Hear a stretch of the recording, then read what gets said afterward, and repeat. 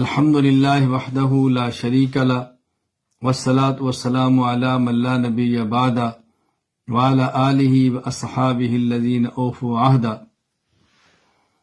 میں نہایت درد کے ساتھ دنیا بھر کے تمام مسلمان حضرات خواتین سے گزارش کرتا ہوں کہ اپنے مظلوم مسلمان بھائیوں اور بہنوں کے لیے دعا کریں، اور جب بھی کسی مسلمان پر مشکل وقت آئے تو دنیا بھر کے مسلمان کو اس کی مدد بھی کرنی چاہیے اور اس کے لیے دعا بھی کرنی چاہیے۔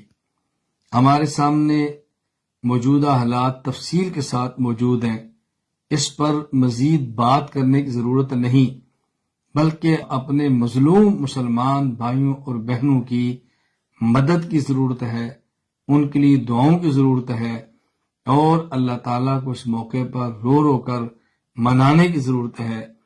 دنیا کے کسی خطے میں اگر کسی مسلمان پر مشکل وقت آئے تو ایسے وقت میں ان کی مدد کرنی چاہیے، دعا کرنی چاہیے، ان کے خلاف منفی بات کبھی نہیں کرنی چاہیے، ایسا جملہ کبھی نہ کہیں جس سے ان کی حوصلہ شکنی ہو۔